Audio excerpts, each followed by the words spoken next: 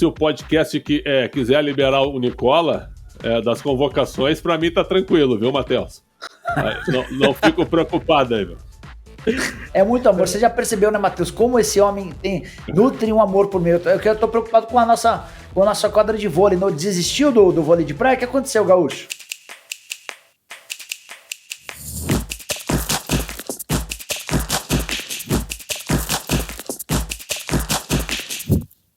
Bom dia, boa tarde, boa noite, seja a hora que você estiver ouvindo esse podcast. Tá começando aqui mais uma edição do Segunda Bola, o podcast de esportes do Yahoo, mais especificamente sobre futebol. Normalmente hoje a gente vai falar sobre futebol. Sou Matheus Rocha, um dos editores do Yahoo Esportes apresentando. Tô aqui como sempre com o Alexandre Pretzel. Tudo bom, meu querido? Tudo bem, meu caro Matheus, sempre um prazer imenso e sempre feliz que a gente começa nas horas marcadas, né, sempre cumprindo com o meu e com o teu combinado, né, ao contrário do outro participante. Né? E o outro participante é Jorge Nicola. Como você está? Você já tá com a sua defesa pronta aí já, Nicola? Bom dia, boa tarde, boa noite a todos os espectadores, ouvintes, aos debatedores. Alexandre Pretzel já começou com uma calúnia, né, com uma falsa acusação. Eu estava à disposição. Tivemos problemas técnicos que não envolvem a minha pessoa, mas como eu não sou um X9, não darei mais explicações sobre esse assunto e vamos começar o nosso bate-papo, que eu tô querendo muito discordar do Pretzel. Faz 2 podcasts que a gente quase não discorda, então eu tô bastante interessado em discordâncias e discussões com Alexandre o Grande Pretzel. O problema dessa vez foi meu suporte aqui não tava. Meu suporte tava tentando se quebrar aqui sozinho. Mas o Matheus não tem que dar explicação, tem que ficar alfinetada no ar. Não, eu já deixo aqui pra deixar claro. Sou uma pessoa transparente, diferentemente de outros participantes desse podcast aí, que nos eram dar nomes. Eu dou os nomes. Bom, nessa semana a gente vai falar sobre... essa semana a gente tem... A semana passada, né? Essa semana eliminatórias da Copa do Mundo. Nessa questão aí que, por causa da pandemia, a FIFA precisou acumular um pouquinho mais de datas, né? A gente tem 3 jogos aí de eliminatórias, seja na América do Sul, na Europa, em todos os lugares, porque tipo, a pandemia acabou atrasando algumas rodadas eliminatórias. E nessa questão, com mais jogos de eliminatórias, mais dias, né, para os atletas ficarem fora de seus clubes, e a Premier League veio com uma determinação aí, né? Eu não acho uma determinação, mas um acordo entre os clubes para que os jogadores das zonas vermelhas do governo britânico, zonas vermelhas que são os países que eles tendem a imaginar que sejam piores de Covid no momento, porque convenhamos que a lista não é certa. Por exemplo, tem países que estão muito adiantados em vacinação, que não tem tantos problemas quanto a gente, por exemplo, do Brasil, que estão nessa lista. Mas jogadores desses países não foram liberados, a não ser em condições extremamente especiais. No caso, a seleção brasileira perdeu 9 jogadores, né, para esses confrontos. O Alisson, o Fabinho e o Firmino do Liverpool, o Ederson e o Gabriel Jesus do Manchester City, o Thiago Silva do Chelsea, o Fred do Manchester United, o Richarlison do Everton e o Rafinha do Leeds, que tinha sido uma das novidades, né, da convocação. Prédio, o que você acha dessa proibição aí da Premier League? Eu acho que chegou um ponto, na Alemanha também não liberaram, né? Eu acho que também chegou um ponto que os clubes são maiores do que os jogadores hoje. Os clubes pagam salários astronômicos, investem milhões nos seus atletas, e aí tem que ceder os caras para a seleção por uma data que nem estava encaminhada lá no início da eliminatória. Aliás, a Conmebol, ela foi gananciosa, ela poderia ter aproveitado a Copa América, o período da Copa América, não ter feito a Copa América, estaria tudo certo, ter deixado a Copa América para outra época, por causa de todos os problemas que aconteceram, e ter feito essa tríplice rodada aí no mês de junho. Aí sim, antes das férias dos atletas. E hoje estaria tudo tranquilo, não estaria essa correria que está na eliminatória sul-americana. Então, o Karl-Heinz Rummenigge, né, que é hoje o presidente do Bayern, presidente executivo, que foi um baita jogador da Alemanha e do próprio Bayern, ele já está dizendo isso há 3 anos já. E que já está passando do limite da tolerância o que os clubes sofrem com a saída de seus atletas para seleções, quando eles não voltam machucados e não desfalcam seus times também para as competições principais. Tem muito jogo de seleção, né? A Europa agora organizou a Nations League para acabar com amistosos aleatórios. A América do Sul, o Brasil já foi jogar no Gabão num pasto de gramado. O Brasil já convocou jogador aqui do Brasil para viajar 26, 28 horas para ficar no banco, para não jogar. Quer dizer, isso aí, cara, chega, é o limite do inaceitável. Eu acho que está certa a Premier League, não tem que liberar, a não ser que haja um acordo com os atletas, e tem muito jogo de seleção. Não dá mais pra gente comportar uma eliminatória sul-americana com 18 datas, cara. 18 datas onde tu sabe que pelo menos 3, 4 seleções são sempre as mesmas. Então é demais, cara. Realmente é demais. Se você fizesse 2 grupos de 5, você eliminaria 10 datas. Isso aí ajudaria bastante. Então a seleção não pode se sobrepor ao clube. Quem paga o jogador é o clube. Então eu acho que os clubes têm razão nesse momento. Só para contextualizar, que eu acabei esquecendo lá no início, a Premier League acabou não liberando os jogadores porque qualquer pessoa que entrasse no país vindo dessas zonas vermelhas, mesmo cidadãos britânicos, teriam que passar 10 dias em quarentena. Então, por exemplo, jogadores perderiam os primeiros jogos dos clubes na volta. Por exemplo, a Argentina conseguiu fazer um acordo, alguns jogadores conseguiram fazer acordos com seus clubes. Por exemplo, o Emiliano Martinez e o Buendia, que são do Aston Villa, conseguiram vir para poder jogar esses jogos eliminatórios pela Argentina, mas já estão garantidos, ficarão de fora do primeiro jogo do Aston Villa na volta dessa data FIFA. O Aston Villa não joga Champions, né? O Aston Villa não joga Champions, né? Nicola, o que você acha aí dessa proibição dos clubes ingleses? Assim, em geral, data FIFA era sinônimo de bagunça no futebol brasileiro, né? Porque a gente nunca respeita a data FIFA e quando em data FIFA os brasileiros entram em campo, sejam times e seleções, e é aquela bagunça toda. Agora a gente conseguiu transformar a data FIFA em bagunça generalizada. O Pretzel deu as explicações, eu só queria argumentar que para mim é super esquisito ver argentinos sendo liberados para disputar os jogos das eliminatórias, ainda que com acordos, ainda que com a lembrança do Aston Villa. O outro clube é o Tottenham, que liberou o Romero e o Lo Celso. Os jornais argentinos, como o Olé, por exemplo, tratam que houve um acordo entre os clubes e a seleção argentina para que os atletas atuem só nos 2 primeiros jogos, voltando ou ficando fora do terceiro para que eles possam cumprir a quarentena e não desfalquem seus times por bastante tempo. Eles, quando voltarem para a Inglaterra, vão passar por um período de quarentena. Mas aí tá tudo errado, cara. O que a FIFA determina? Que nas datas FIFA, os atletas são obrigatoriamente convocados e liberados para suas seleções. Isso não foi respeitado. E a gente teve um caso ainda mais grave, ainda mais estranho, ainda mais esquisito. Foi o caso dos jogadores do Zenit. O Claudinho e o Malcolm foram liberados pelo Zenit, participaram do início da preparação da seleção e o telefone tocou às vésperas do jogo contra o Chile e os caras tiveram que voltar para a Rússia e não puderam nem participar do primeiro jogo. Eu não gosto, para mim é uma grande confusão, os caras conseguiram externar essa casa da mãe Joana, que era algo nacional, para toda a América do Sul. É que aí, no caso do Zenit, tem uma explicação. A gente tem um freela em Moscou, o Fábio Aleixo, que recebeu informações de fontes próximas ao Zenit antes mesmo do Zenit fazer o seu comunicado. O que acontece? Quando o Zenit liberou esses jogadores, o Claudinho e o Malcolm, para a seleção, o Malcolm até inclusive é na segunda convocação, né? O Malcolm entrou para substituir jogadores da Premier League. O Zenit ainda não tinha recebido a tabela da Champions League. E aí vem o grande detalhe. O primeiro jogo do Zenit, na fase de grupos da Champions League, é contra o Chelsea, na Inglaterra. Ou seja, esses jogadores, o Claudinho e o Malcolm, teriam que passar por um período de 10 dias na Rússia antes de poder viajar para a Inglaterra. Então, caso eles não voltassem antes, eles desfalcariam o Zenit na principal competição do clube, né, nesse momento, a Champions League. E o Zenit também fez essa exigência para a seleção colombiana pelo Barrios, né, porque o Zenit, nesse caso, ficaria sem 3 titulares, enquanto, basicamente, a FIFA e a UEFA fizeram, entre aspas, vista grossa para a proibição inglesa, né.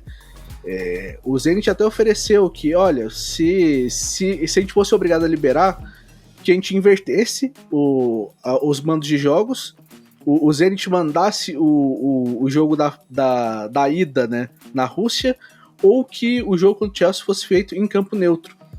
Porque o Zenit achou injusto e teria um prejuízo esportivo, porque ele foi, entre aspas, liberado a obrigar os jogadores e o time inglês não. A explicação é pertinente pra caramba, Matheus. Mas não diminui a bagunça, cara, de 2 jogadores serem convocados, iniciarem a preparação e deixarem a seleção às vésperas de um jogo de eliminatórias. Os clubes cagaram na cabeça, desculpa o palavreado, cagaram na cabeça das seleções. Mas a pandemia está incontrolável na América do Sul, até tá assim. É uma situação inusitada, é uma situação incomum por causa dessa pandemia, é verdade. Mas a regra básica que obriga os clubes a liberarem os atletas em data FIFA não foi cumprida. E se a gente for pensar, né, não teve um grande pronunciamento da FIFA sobre, né? A FIFA basicamente mandou um ofício para a Conmebol falando que lutaria pelos direitos e tudo mais, mas não falou nada abertamente, né? Ninguém falou nada, né, Matheus? Não houve um representante. Por exemplo, Juninho Paulista, como coordenador de seleções, entrevista coletiva. Estamos desapontados, estamos concordando. Não houve pronunciamento. O presidente, a cada hora, é um presidente, né? É o Coronel Nunes, é o Edinaldo da Federação Baiana, é o outro que foi acusado de assédio e tá 15 meses afastado. Cara, o Caboclo pode voltar em setembro do ano que vem. Enfim, mas não houve um pronunciamento, ninguém se comunicou. O que a CBF achou de tudo isso? Qual que é a posição do Tite? Enfim. A CBF só serve para marcar amistoso e para arrecadar cota, não serve mais para nada. É um negócio impressionante, a falência diretiva da CBF. O César Sampaio, que é um cidadão, né? Depois que ele entrou na CBF, ele nunca mais deu uma entrevista, o cara não pode se pronunciar. Isso é uma vergonha. Por quê? Por que o César Sampaio, que já foi um grande jogador, está trabalhando lá como executivo agora, né? Por que ele não pode se manifestar? Por que ele não pode falar? A gente tenta contato com ele para ouvi-lo. Não, eu não posso dar entrevista, não posso dar declarações. A CBF é uma entidade secreta. A CBF, ela realmente é uma entidade espúria. Essa que é a realidade. Não faz nenhum bem ao futebol brasileiro e ela fica aí, é uma patetice. Porque o que o Zenit fez foi um erro do Zenit, é verdade, mas não dá para tirar a razão deles por causa da mudança de tabela. E só para lembrar que antigamente era muito pior, hein? Eu peguei épocas, não sei se o Nicola pegou e tu também, que tiravam o jogador do ônibus, tiravam o jogador do avião, porque não tinha esse acordo que a FIFA determinava a liberação. Desculpa, eu sou mais novo. Eu não sou da década de 60, eu sou mais novo. Não é da década de 80, mas tu chegou a pegar essa época que tu não lembra. Foi só uma provocação barata, fica tranquilo. Claro. Só uma coisa rápida, importante também antes de passar a bola pro Matheus. 7,70, né, Pretzel? 8,70. Mas não é isso que eu ia falar. Por que os caras brigam tanto para voltar ao poder, no caso na CBF? E o Marco Polo Del Nero articulando, o Caboclo tentando. O salário do presidente da CBF é de 340 mil reais por mês. Eu vou repetir. Fora os benesses, né, e a mordomia. Vou chegar lá. O salário, você começa o mês com 340 pau na conta. Presidentes de clubes como o São Paulo, Júlio Casares ganha 32 mil reais por mês. No Bahia, o salário é bem próximo disso também. E a CBF paga 340 mil reais por mês. E não é só isso. O Pretzel falou das benesses. Cara, imagina tudo de bom. Plano de saúde, o convênio médico, odontológico, o vale alimentação, mas tem mais uma. Todos os presidentes de federações na América do Sul, da CBF, da AFA, da Federação Uruguaia, todos têm, entre aspas, uma mesada paga pela Conmebol. A mesada é de 20 mil dólares. Então soma-se os 340 mil do presidente da CBF a mais 20 mil dólares, vamos arredondar para baixo, mais 100 mil reais. O presidente da CBF embolsa quase R$500 mil.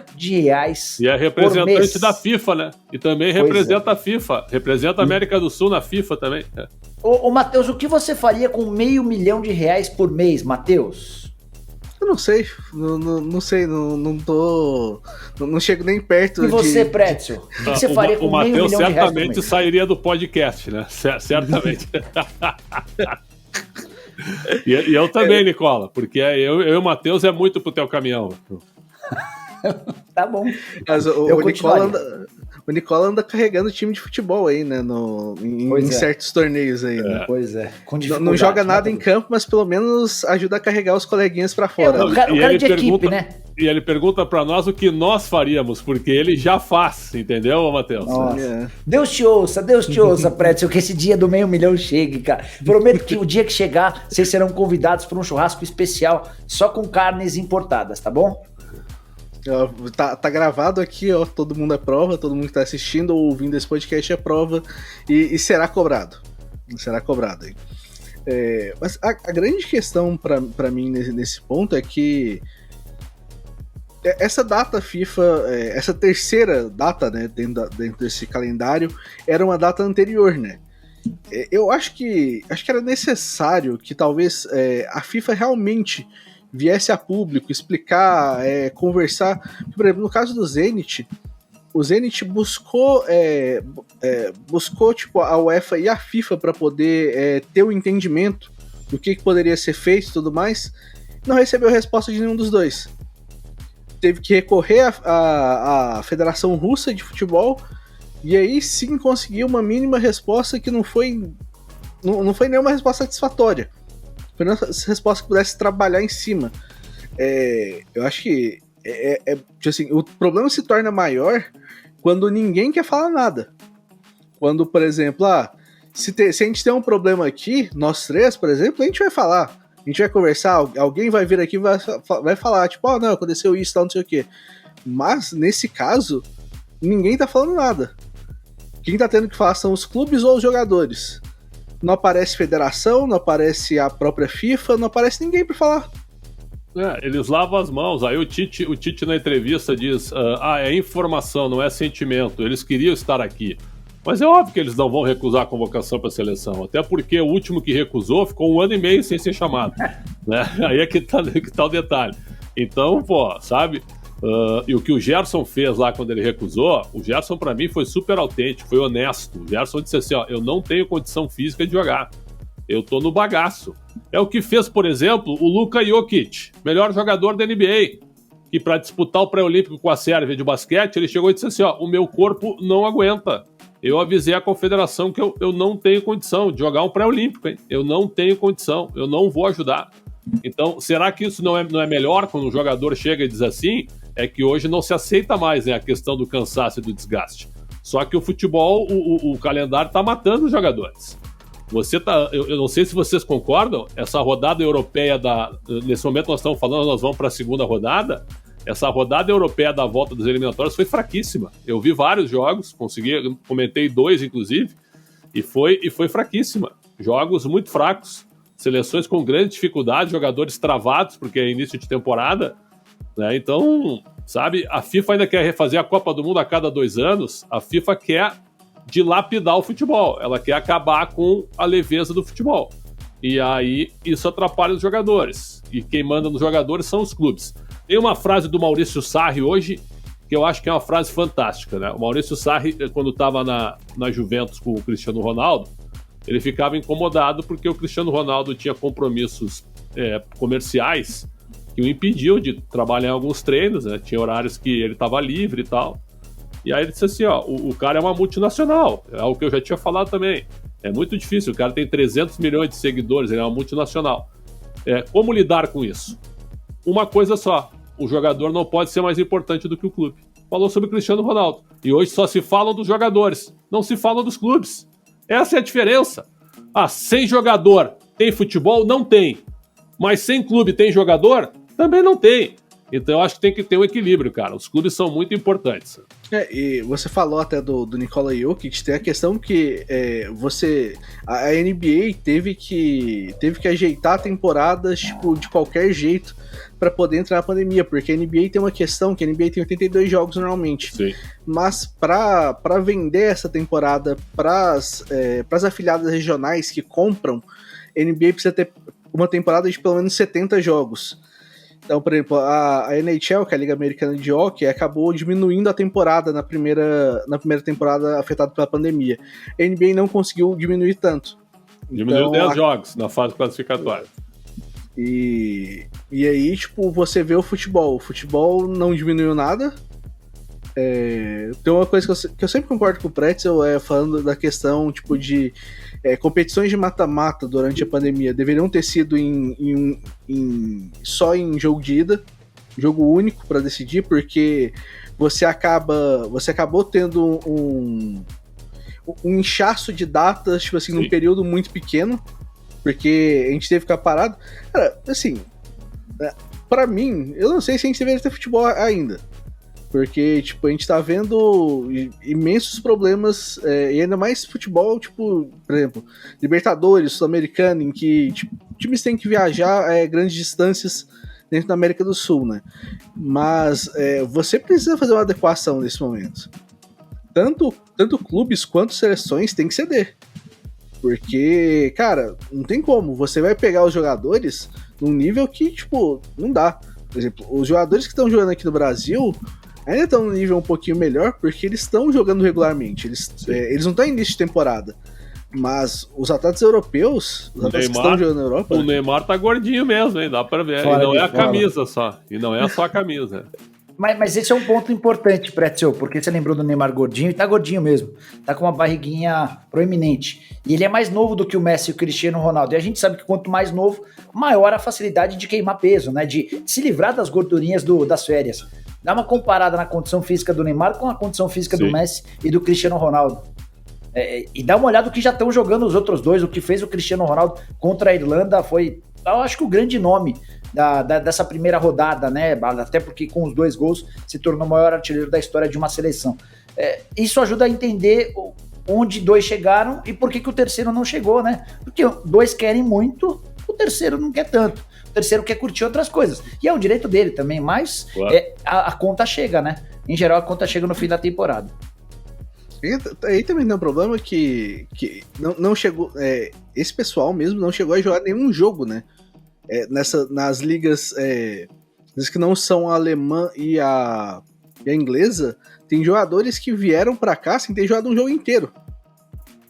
O Neymar jogou contra o Reims. 60 minutos. 66. Saiu pra entrada do Messi. O Messi jogou 35 minutos, nem isso. A gente ainda tá pegando esses jogadores num início de temporada. O Mbappé agora se machucou, né? Foi cortado, lesão da panturrilha. Cortado da seleção francesa. O Prédio até tinha comentado a questão do nível abaixo, né? Eu vi basicamente quase todos os jogos, né, da eliminatória sul-americana, porque eu acabei pegando alguns VTs de madrugada. O nível é sofrível. Nível pior do que o habitual. Porque no habitual você ainda tem alguns times e alguns jogadores se destacando. Eu não consigo ver de verdade nenhum destaque nessa primeira rodada de eliminatória sul-americana, dessa data FIFA. Talvez a vitória do Equador sobre o Paraguai, porque o Equador foi pela pontuação. O Equador foi a 12 pontos. Talvez. E não é uma seleção que vinha bem, exceto pelas eliminatórias, né? Sim. Não vinha bem. A Argentina, uma curiosidade, né? Até para chamar a atenção da forma como a gente enxerga a seleção e os argentinos, por exemplo, enxergam a seleção deles, né? Isso a gente até discutiu meio en passant, qualquer dia a gente pode debater de forma mais... as capas dos jornais argentinos hoje, depois da vitória por 3-1 contra a poderosa, tô brincando, seleção da Venezuela, os jornais falam em carnaval da seleção, em estabilidade, em dando sequência à Copa América e tal.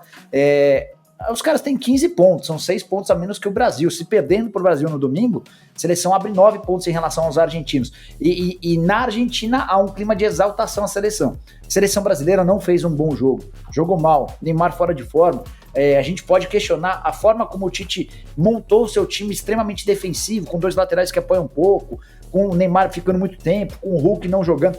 Só que venceu uma seleção que habitualmente em sua casa dá trabalho, e o Chile faz nessa sequência de 3 jogos, a vida dele na Copa do Mundo parte muito desses 3 jogos, e foi uma vitória do ponto de vista matemático e até de de tabela extremamente importante. E aqui, por aqui foi só porrada, né? Não só da imprensa, como também da opinião pública. O torcedor talvez seja o mais insatisfeito de todos. E a gente volta para aquele velho lema de que a relação que nós temos com a nossa seleção é muito diferente da relação que nós temos com o clube. Pro clube a gente aceita, se o nosso time é o Brasil e vence por 1-0 o Chile, tá ótimo, o que era importante era os 3 pontos. Como é a seleção nossa, venceu por 1-0 com esse futebolzinho, aí não dá para aceitar. Mas é que mudou também, a nossa seleção. E aí eu volto ao meu nascimento. Eu nasci em 70. A seleção na década de 70, quando tinha jogo, parava o país, cara. Jogo às 9 da noite, só com jogadores que atuavam no Brasil. Quem jogava na seleção eram os melhores. Dificilmente não eram os melhores. Hoje não, hoje a seleção... Por que o Lucas Veríssimo só foi convocado e depois foi vendido pro Benfica, hein? Então, cara, tem coisas, viu? Tem coisa. O Claudinho, depois que é convocado para a seleção, é vendido para o Zenit. Tem coisas que, com todo respeito e já desrespeitando, a CBF, ela não adianta. A CBF ela transformou a seleção num produto antipático, num produto comercial. A seleção ela vem jogar no Brasil, ela faz 2 jogos no Brasil, mesmo em pandemia, né, Matheus e Nicola? Faz um evento pro público lá, cara. Abre lá 1000 lugares, entendeu? Para acompanhar um treino, vacinados, com 1 quilo de alimento não perecível. Faz um coletivo lá, pelo menos para tentar colocar o público pertinho da seleção. Não tem nada. A seleção hoje ela é fechada, ela é travada. Né? E eu repito, César Sampaio, um democrata, um grande nome. O cara não dá entrevista, cara. Eu trabalhei com ele na Rádio Capital, uma pessoa espetacular. O cara não dá entrevista, não pode dar entrevista. E ainda desliga o telefone na cara quando a imprensa liga para ele. Então é um negócio realmente impressionante, cara. Como a CBF muda as pessoas. Hoje o torcedor de futebol, aquele que é mais vinculado ao seu clube, vê a seleção basicamente como estorvo, né? Porque se você for pensar, a gente, por exemplo, agora felizmente a gente não vai ter tantos jogos aí no meio dessa da FIFA. Mas você pode perder seu jogador por pelo menos 2 jogos. Sempre, né? Você até torce para que seu jogador não seja convocado. Sim. Antigamente, o jogador ser convocado era um grande marco, né? Virar assim, meu time tem 3 jogadores de seleção. Era uma coisa legal de se gabar. Hoje não. O torcedor torce para que não seja convocado, o dirigente diz que torce para que não exista convocação, mas internamente o dirigente torce muito para que o cara seja convocado. E libera rápido, né? Rapidinho. Eu publicamente, diante dos microfones, não. Agora, internamente, tem dirigente de clube que liga pro pessoal da CBF, o nosso jogador e tal vai ser chamado, porque o mercado tá extremamente difícil, a gente teve pouquíssimas vendas na última janela de transferências, um monte de clube precisando vender com o Pires na mão e nada de proposta. E a seleção brasileira segue sendo um belo cartão de visitas, não tenho a menor dúvida. E aí, voltando pro nosso ponto inicial, né, da questão da Premier League não ter liberado jogadores, a gente viu a Liga Espanhola e a Liga Italiana tentando seguir o mesmo caminho, acabaram não conseguindo. A Liga Francesa deu uma olhada, estudou um pouco, mas acabou não se pronunciando muito. A Liga Espanhola e a Liga Italiana chegaram a fazer pronunciamentos falando que não queriam liberar, mas e com essa questão do Zenit, a gente vê um problema para a próxima convocação, né? Porque se a gente for pensar, aí você já está tirando 4 das principais ligas, né? Porque a gente conta a alemã também nesse caso. E se a gente tiver algum time, por exemplo, jogadores, por exemplo, no Benfica. O Benfica, o primeiro jogo da volta é contra um time inglês na Champions League. Jogadores do Benfica que poderiam ser convocados, o Benfica não vai gostar de liberar, né? Porque já pegou o exemplo do Zenit, que não foi feito nada, e aí o Benfica também não vai querer liberar. Eu acho que até essa questão de não falar também, da FIFA não se pronunciar e tudo mais, acho que gera um grande impasse para a próxima janela, né? Eu acho que aí a diretoria da CBF tem que intervir. Se a diretoria da CBF não tem poder para fazer com que os jogadores se apresentem aqui e possam atuar de uma maneira, a CBF, então, certo, que quebre com esses clubes, cara. Mas os jogadores vão ser prejudicados. Que não convoque, então. Então que não convoque. E aí é o seguinte, nós estamos falando também esses jogadores que atuam aqui no Brasil, que foram chamados, eu não sei a opinião de vocês, eles viraram tapa-furos, né? O que não é legal. E aí você tem uma oportunidade de você aproveitar, por exemplo, um Arana, um Hulk, no momento que você está classificado já, que os jogos seguintes, em termos de pontuação, eles não têm significado nenhum, você não testa ninguém. O Tite tem uma igrejinha lá onde já tem 19 jogadores garantidos e não deixa nenhuma porta aberta, nenhuma janela aberta. Então é o seguinte, aí o Zenit fica olhando assim, ó. Pô, que convocação é essa do Claudinho? É a segunda para a seleção principal. E a do Malcom? A do Malcom pode ser a terceira. Eu não sei se eu liberaria esses caras também, se eu pegasse o histórico deles também e visse o número de minutos aproveitados em seleção. É aquele caso do Santos, goleiro do Atlético. O Santos estava antes do jogo do Brasileiro, aí ele foi fazer um jogo no Catar, onde ele viajou 26 horas para ir, 26 para voltar, para ficar no banco. O cara viajou 52 horas para não entrar em campo. Quer dizer, é difícil, cara. Realmente essa relação, ela é muito difícil. E esse caso do Santos ainda é pior porque é um caso de amistoso, né? Claro. Porque, tipo assim, você tá jogando eliminatórias do início, no início, beleza, porque, tipo assim, você abre aquela gordurinha, você abre tudo mais. O Brasil já abriu isso, né? Já. O Brasil está na Copa, né, Matheus? 12 pontos pro quinto colocado e 14 pro sexto, isso depois da rodada de quinta-feira, né? É importante a gente contextualizar, mas não deve mudar muito o preço do dólar diante do que a gente tá... a classificação tá garantida. É uma questão agora de saber quando. E aí você vê, por exemplo, o jogo contra a Argentina na Copa América, na final da Copa América. A gente não sabe como foi esse último jogo contra a Argentina, porque está gravando antes, né, desse confronto no domingo. Dá para você ver que falta variação. Não tem uma questão muito de como a gente vai atacar se der um probleminha aqui. A gente não tem novidades, né, Matheus? A gente não oferece nada. Mas eu não acho que dá para falar que a geração é ruim, esse é o ponto. Esse é o grande ponto. Em termos de resultado, o aproveitamento do Tite é espetacular, cara. Se você pega desde que o Tite iniciou o trabalho na seleção brasileira, o aproveitamento é próximo de 85%. É o melhor início da história da seleção brasileira em eliminatórias, com 7 jogos e 7 vitórias. Mas se você se aprofundar um pouquinho e ir além dos resultados e além dos números, a performance do time, a falta de variação, eu não lembro quem escreveu, mas eu li e concordei demais. O Tite administra a seleção brasileira como ele administra um clube, e são coisas completamente diferentes. A relação que você estabelece com atletas num clube, na minha opinião, ela precisa ser diferente da relação que se estabelece com jogadores em seleção. Até porque você encontra com jogadores da seleção de maneira muito espaçada. Claro. E ele não reconhece. E tu pode escolher com quem tu quer trabalhar também. Esse é o ponto. No clube você é meio que refém daquela panela. O Rogério Ceni, o Rogério não consegue engrenar com os caras, ele tá fora. Claro. O Tite não. O Tite tem a oportunidade de chamar quem ele quiser, mas ele parece ser refém dos caras que já em algum momento conquistaram alguma coisa com ele. Por exemplo, o Hulk, né? O Hulk tinha que ter ganho alguns bons minutos nesse primeiro jogo. O Arana também.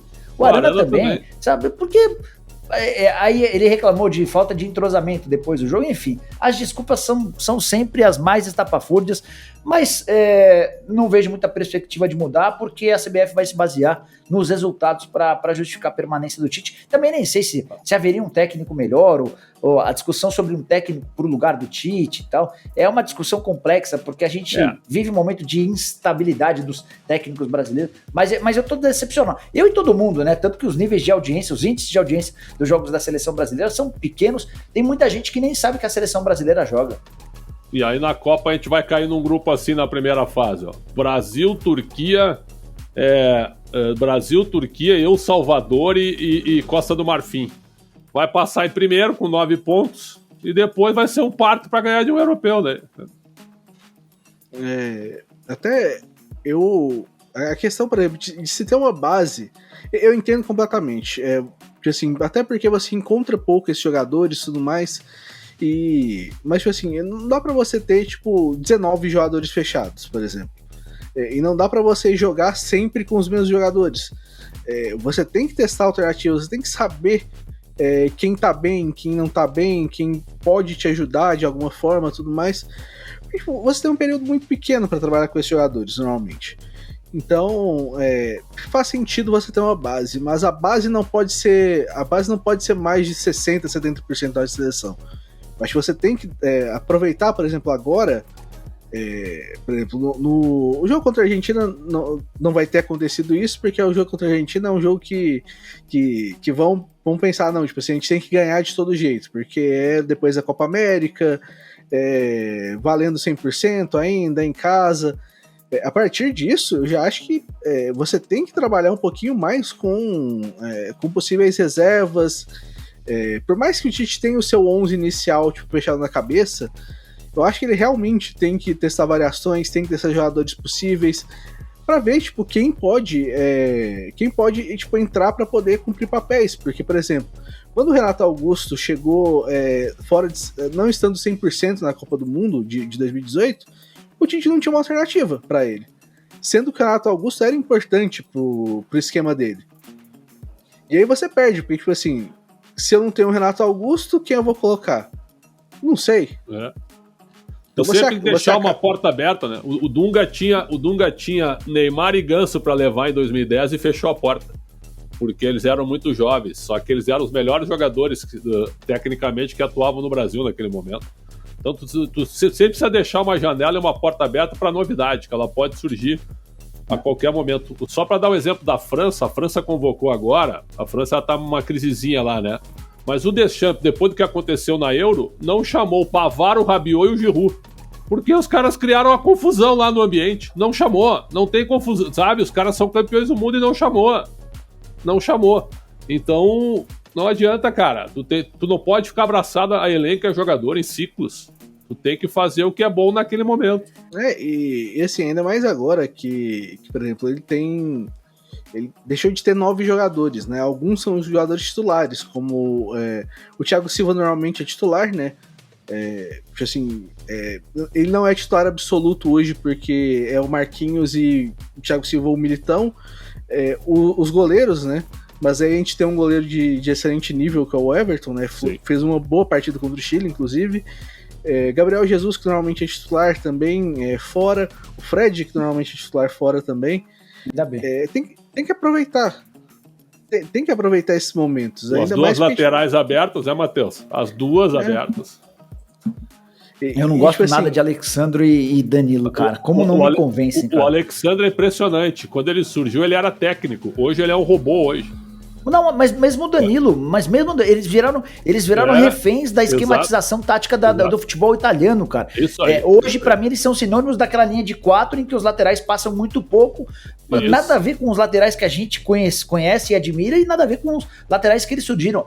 A convocação e a presença deles me incomoda profundamente, cara. Olha que eu ando bem incomodado com o que o Daniel Alves tem feito no São Paulo, dentro e fora de campo, mas tem Daniel Alves ou o Danilo na direita, eu sou muito mais o Daniel Alves. E na esquerda, então, putz, o Arana, vivendo a fase que vive, o Arana merece ser titular, e o Alexandre, que me desculpe, mas não consigo engolir, não. E a gente vê eu acho que talvez aconteça muito uma... Como é que eu vou falar? Uma demonização por causa de algumas coisas. Por exemplo, a gente viu o Gerson ficar um ano e meio sem ser convocado. E o Gerson jogando muito bem aqui. Eu tenho medo de que isso tenha acontecido com o Renan Lodge por causa da falha na final da Copa América. É bem provável mesmo, tem razão. Eu tenho um grande receio, e você perde basicamente o seu melhor jogador na posição hoje, né? Que se a gente for comparar, eu acho o Arana tem jogado muito bem aqui, mas eu acho que se a gente for comparar em nível de seleção, eu ainda acho o Renan Lodge um melhor jogador que o Arana. O Arana é o segundo ali pra mim na posição. Poderia testar uma convocação com os dois, né? Poderia testar.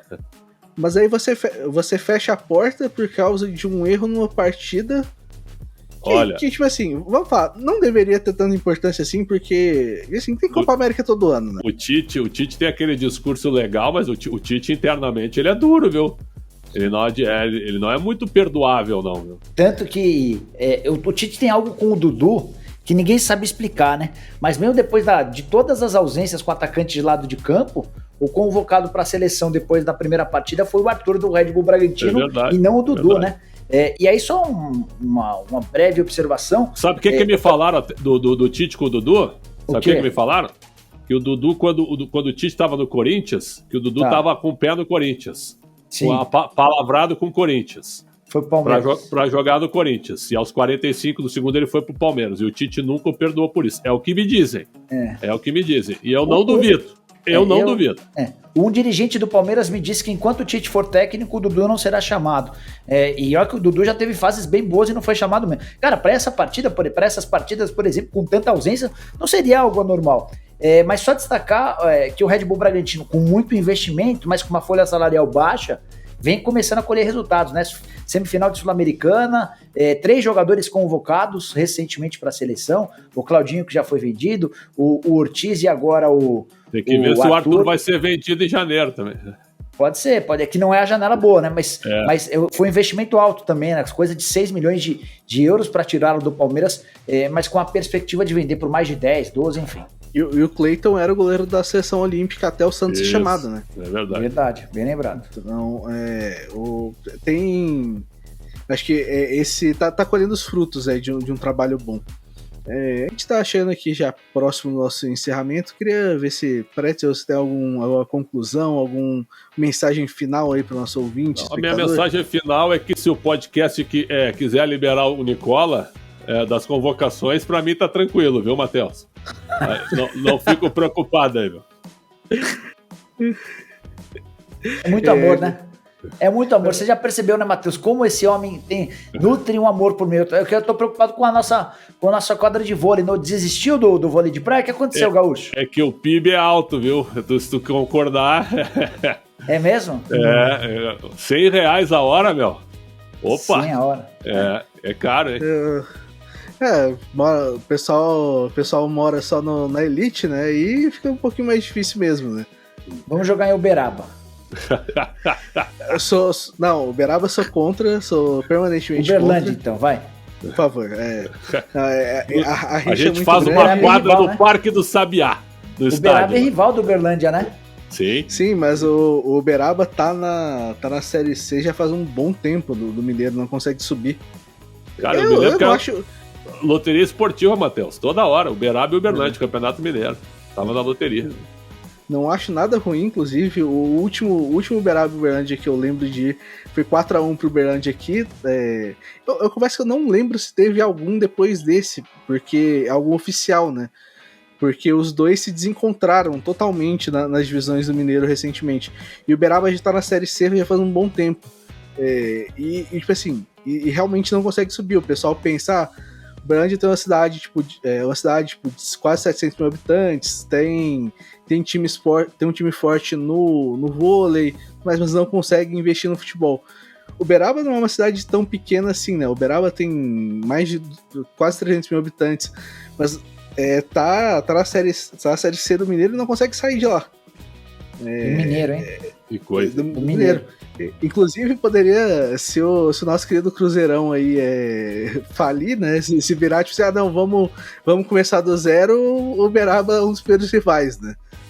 Aliás, fechando o podcast aqui, que é um assunto de saco pra mala, eu fiz um vídeo aí onde eu disse que é ruim pro torcedor do Galo, é ruim pro Galo ter o Cruzeiro na Série B. É ruim pro futebol mineiro. E os caras acham que não, que o Cruzeiro tem que se explodir. Uma grande burrice, viu? Sem concorrente, tu não faz futebol. Tu tem que ter concorrência também na comunicação, como a gente tem. Tem que ter concorrência. Já tá aí um belo assunto pro nosso próximo podcast, né? A gente pode expandir melhor aí esse tema do Pretzel. Agora com quase 45 minutos, a gente vai fechando por aqui. Eu acho o recado final que... Gente, se comuniquem, sejam prontos para falar sobre as coisas e tudo mais, porque a gente tá vendo aí um grande problema entre as seleções, clubes, tudo mais, que está sendo gerado por falta de comunicação. Exclusivamente por falta de comunicação. Porque você não vê nenhuma confederação falando, você não vê a FIFA falando, o clube não tem, por exemplo, o Zenit reclamou que não tinha resposta, porque não tinha uma linha direta nem com a UEFA, para poder ver essa questão. Se o time que tá tipo, associado à UEFA não tem uma resposta da própria UEFA, existe um grande problema no futebol. E essas federações têm que servir mais para garantir direitos de times, de jogadores, para organizar competições, do que ser só uma fachada ali, né? Se ninguém me responde, eu não libero. Pronto. Perfeito. Não, se ninguém me responde, eu não sei nada, eu não sei nem o que eu faço. É isso aí, eu vou tomar a decisão e aí depois alguém vai me falar, não, tipo, você vai ser punido. Pô, mas lá atrás eu tentei falar com vocês e ninguém me respondeu. Então, eu vejo um grande problema e um problema que precisa ser conversado, até porque a gente tende a ter uma próxima janela de eliminatórias que seja complicada por causa disso. Porque não teve nenhuma comunicação aqui, agora ninguém se conversou e abriu um precedente pra lá pra frente. Em novembro termina tudo, cara. Novembro acabou. Então, deixar aí pra vocês, a gente deixa esse exemplo aí dos clubes, das federações e tudo mais, mas pra vida de todos também. Comunicação é sempre muito importante, pessoal. Um grande abraço e até a próxima.